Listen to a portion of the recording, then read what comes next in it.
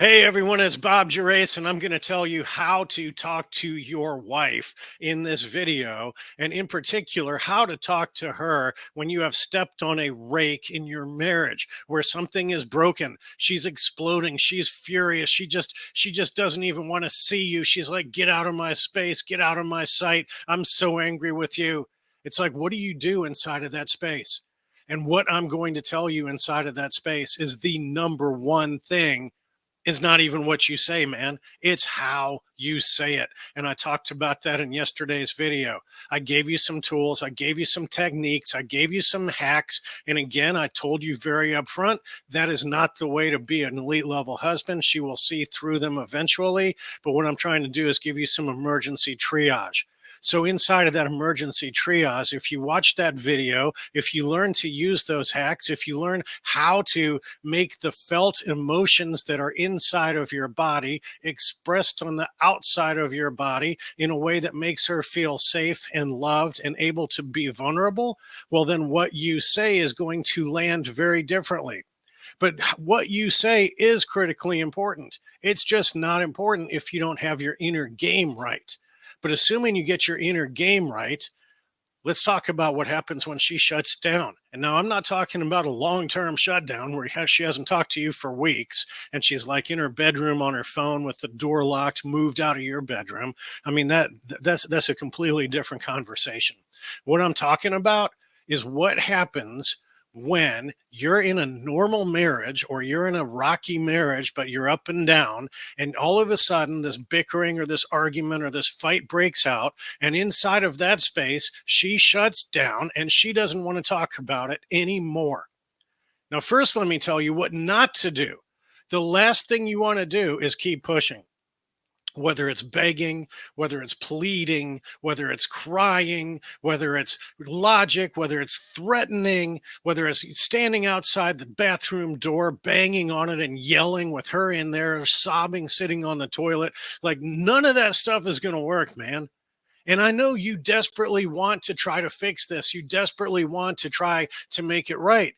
And you get caught up in that, and the testosterone starts flowing and you start pushing, and man, that's going to shut her down like for weeks on her phone in her own bedroom on social media, looking up her boyfriend in high school. You don't want to do that.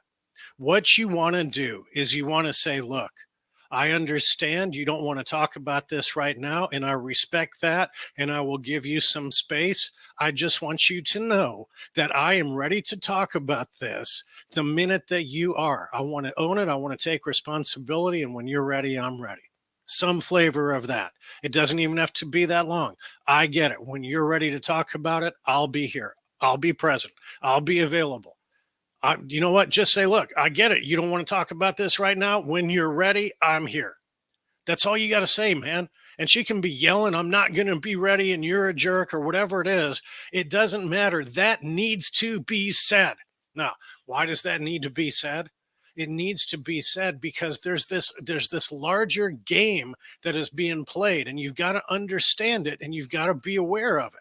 And what that game is when you have hurt her or broken her trust or made her furious, like what the average woman is going to do is she is going to shut down to you, which is a way of running away from you to see if you will chase her. Now, wait a minute, Bob.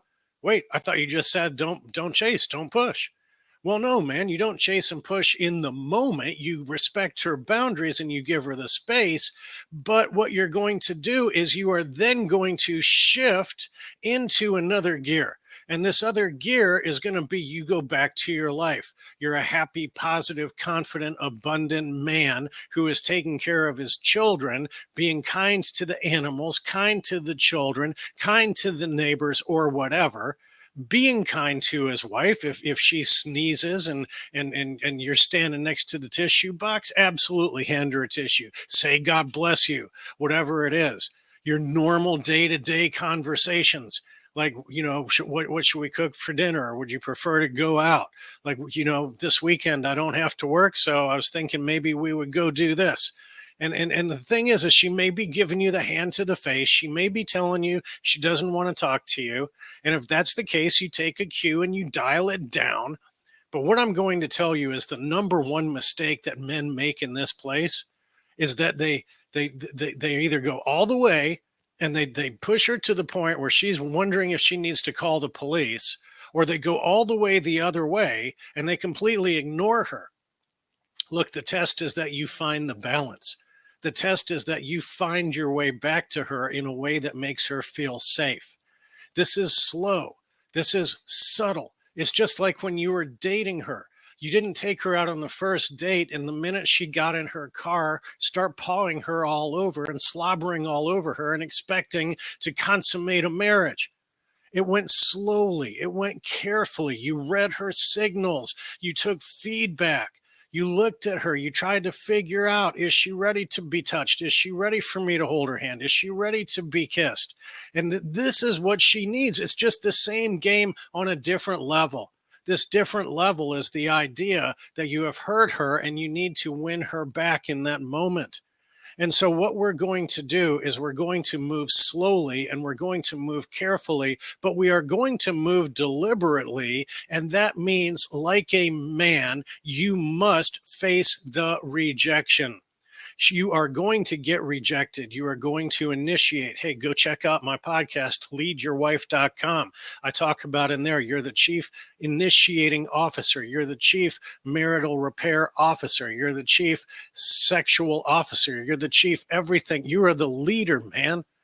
And so as you are executing your duties as the chief initiating and marital repair officer, you are going to initiate trying to repair this problem, and she is going to reject you. And so the things that I'm going to tell you to say here, don't be surprised if you get shut down and shot down and or pushed away or ridiculed or cold shoulder or no response or whatever when I tell you to do them. But these things need to be said, and they are proven and tested over the 20,000 men who I have helped over the time of my career. These are the things that work. Maybe not immediately, but they work. So here's what you do. When she shuts down, I already told you how to handle that. When you get her to open back up, maybe it's been 12 hours. You've given her some space. You come back. You say, hey, I understand you didn't want to talk about this. I just want to remind you that I'm still here. I'm still ready to talk. I still would like to talk this out. There are some things that are unsaid. Can we continue yesterday's conversation? There's a lot of ways you can say it. And again, you're not going to say it the way that I'm saying it to you here, man. This is man to man. Like, you're going to say it, go watch that video about how to talk to her, and that's how you're going to say it. And when you say it, eventually, after maybe you get rejected 1, 2, 5, 10, 20 times, whatever, eventually it is going to open her up, and she is going to start talking. And the first thing that needs to come out of your mouth is some variation of how it breaks my heart that I broke yours. How I am so hurt over my behavior that hurt you, because it was never my intention. I never planned to hurt you. I never wanted to hurt you. I would take 1,000 times the hurt that I have given you in this action so that you would not have to feel that hurt. Some version of this, that you are hurt, that you are broken, that you are hurting, that you are ashamed, that you are embarrassed over the way that you have hurt her, because that was never your intention. Now, the next thing is that you've got to say, and that's on me. This is my fault. Look, man, get rid of everything in your vocabulary that says it's your fault. If you wouldn't have, if you would have, everybody else says it should have been okay. The internet says you shouldn't be hurt over this. I did this to you before and you didn't get hurt over it. Any kind of blaming, shaming, defending, deflecting, that's got to go out the window. You've got to be talking about how you take responsibility and ownership of your own behavior. Why? Because if you don't, she has no confidence that this is not going to stop, or that it is going to stop. She doesn't think it's going to stop, because if you don't think you did anything wrong and you're just trying to kind of psychobabble her in or gaslight her into believing that you didn't do anything wrong, well, then if she doesn't believe you did anything, that you believe you did anything wrong, well, then you're not going to change the behavior. So if you admit the behavior, if you tell the truth, if you take ownership, then at least she knows that you know what you did and you are sorry and repentant and you don't want to repeat that behavior. And now she has some level of confidence that it is not going to continue. Inside of that space, you have made a massive pivot off of this problem. Now, look, man, again, I'm going to give you a lot of counsel here. Here's what it is. Number one, none of this works. If your inner man isn't right, go watch the How to Talk to You video. Number two, you can't use this over and over and over and over again. At some point, you've got to grow up. At some point, you've got to treat her right. At some point, you've got to stop hurting her. And if this is few and far between, then you can use this little checklist every single time. But if you're hurting her every week, every month, if it's continual, you can't say the same thing over and over and expect it to work. You've got to find different variations of it. You've got to find ways of saying the same thing with different words. But listen, man, the ultimate thing is to just grow up, man up, king up, become this elite level husband so that you don't keep hurting her. But that said, let's continue. We talked about admit the truth. We talked about don't blame her. We talked about don't call her out. And whatever you do, for goodness sake, do not say, hey, I'm miserable in this marriage too. Hey, this marriage is hard for me too. Hey, I don't even know if I want to stay in this marriage either. Man, you are the chief certainty officer. Go watch leadyourwife.com. You're the chief certainty officer. You're always outpacing her certainty. If you don't have certainty that this marriage can and will succeed in a state of bliss, she will never believe that. Because if you believe it 100%, she's always going to be 70 or 80. If you only believe it at 40, man, you're already lost. So do not pile on to her unhappiness in the marriage, trying to get her back and saying, well, you're not happy. Well, I'm not happy either. It's the worst thing you can do. Now, look, what I want to talk about next is that you've got to be real.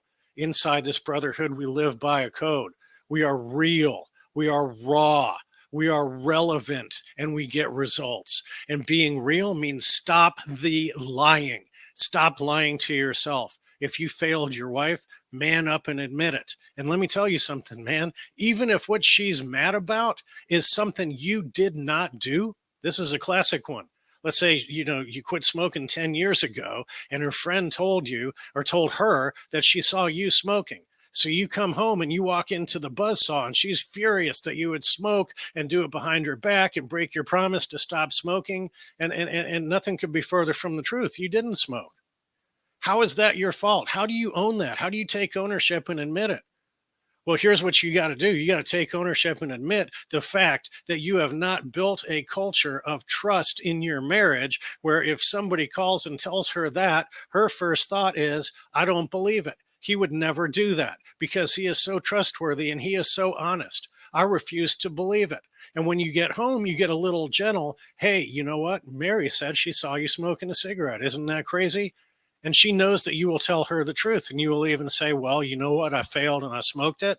Or you're going to say, you know what? That's not true. And that's the end of it, because you have built the culture of an elite level marriage because you have been an elite level husband. So this is always your fault, man. You are the leader inside this marriage and you create a culture. So if you never lie and you tell the truth and you live in integrity, well, then you're building a system to where you're going to avoid a lot of these problems. Now you've got to do the work. When I talk about do the work, look, the How to Talk to Her video is going to be very helpful for you, but it's just the tip of the iceberg. We go through hours and hours and hours of this in our program. We have an amazing tool set that helps you get into your subconscious and figure out why you're lying and why you're hurting and why you're raging and why you're not certain and why you're living in scarcity and why you're weak and why you're broken and why you can't show up as a husband, and then gives you the answers for how to actually fix those problems. Like what I'm giving you here is just the tip of the iceberg. So make sure that you actually do the work and become that inner man who has risen to king level, and then do the outer work to become that outer man who has risen to king level. And I want you to pray about this, man. And inside of our tools, the entire process is a process of prayer and communal with God. It's communing with the Holy Spirit and being able to hear him more clearly than you've ever heard him before, because the Holy Spirit is going to give you step by step exactly what you need in order to solve your marital problems. And the problem is most guys can't have that level of conversation, and they don't know what to ask. So what we do is we train you inside of our program exactly what to ask, and then we give you the tools to facilitate those conversations and to ask. So the information of the coaching, the information of the videos, that's information, and that's going to make you a little bit more skilled. But what you really need is transformation, and that only happens with God. It only happens when you invite God into the conversation as to how to get transformation. Now, after you do that work, I want you to tell her what God told you. I was talking to God about this. I was praying about this. He convicted me about this, and do not lie. My brother, I'm putting you on your honor. Do not lie to her about this. She will see through it. She will smell through it. And when you fail, you'll never be able to use this again.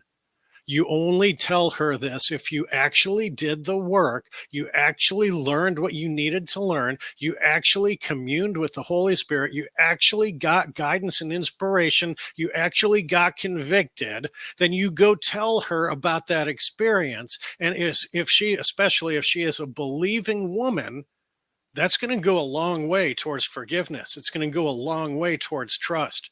Because if she believes that you're on your face before God and submitting to him, she is much more likely to eventually submit to you, and before she does, to even give you an opportunity to convert her mindset and to have any influence over her decisions for the future.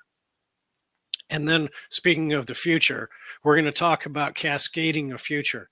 You've got to have a vision for how this is going to get better. You've got to have a vision for how you're going to be happy together. And you've got to cascade that future. You've got to lay that out in front of her in a way that is cohesive. You are the chief executive officer in the marriage. You're the chief visionary officer, the chief mission officer, the chief values officer, no different than in your company. You need to have a vision. You need to have a mission. You need to have values. You need to have goals. You need to have targets. You need to have a plan for where this marriage is going. And so at the end of the conversation, you want to remind her of those things so that she knows that this current pit that she is in is not a forever pit, that there is a mountain to be climbed, there is a peak, and at the top of that mountain, she's going to have the marriage and the life that she wants.